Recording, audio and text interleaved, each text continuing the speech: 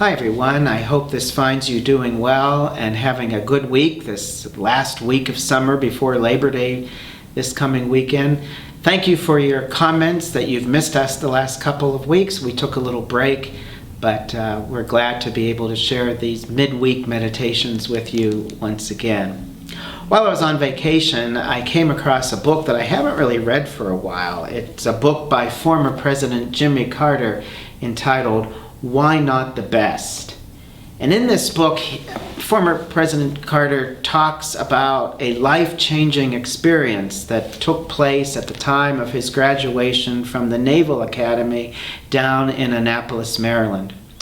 Jimmy Carter had the lifelong dream of being part of the United States Nuclear Navy, and he was about to be examined for graduation by the famous Admiral Rickover.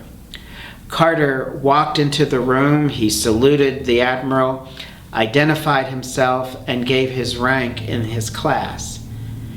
There was no response from the admiral for a long period of time.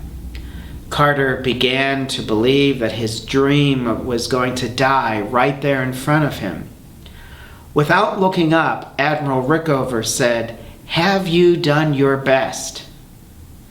And Carter writes, "It was almost as if time stood still. My life was coursing through my brain, and I saw my dream fading away. I had to answer, and in all honesty, I said, 'No, sir. I have not always done my best.'"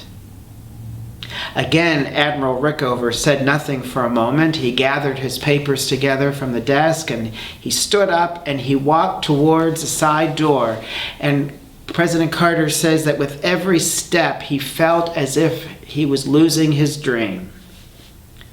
When Admiral Rickover reached the door, he turned around and said, "If not, why not?" Well, since I first read about this experience, Admiral Rickover's questions have stayed with me. They've even haunted me. Have you done your best? And if not, why not? Part of the reason his questions have haunted me is that I think those are two essential questions of our faith. And each one of us must face those questions. As Jesus says to us, have you done your best? And if not, why not? I must be honest with you that when I ask myself the question, have you done your best? More often than not, my answer is no.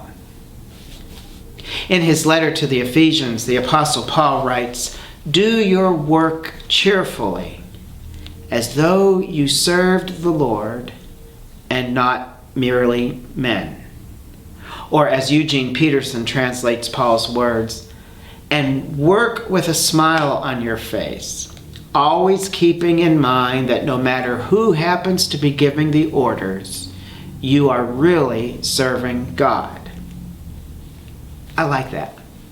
Always keep in mind that no matter what we are doing, whether it be our volunteer work or our daily jobs or whatever it is we do in life, whatever it is, do it as if we are serving God, as if we're doing it for God. Back in the 17th century, there was a brilliant priest and poet named George Herbert. One of his famous works is a poem entitled The Elixir.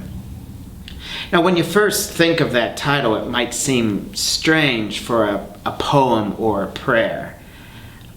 But I think the words to this little poem, this little prayer, could transform our lives. George Herbert writes, "Teach me, my God and King, in all things thee to see, and what I do in anything, to do it unto thee." Back in the 17th century, the alchemists wanted an elixir, for an elixir was a magic stone that would transform common metals into precious metals. And an elixir transformed the ordinary into something extraordinary. And so George Herbert said this prayer as an elixir for our school or for our work. What I do in anything, may I do it unto thee. That's the secret. That's the secret to excellence. That's the secret to doing our best.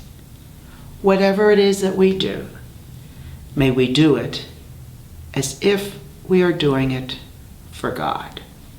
For truly we are.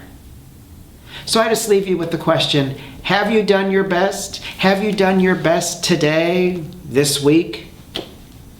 And if not, why not? Have a good week.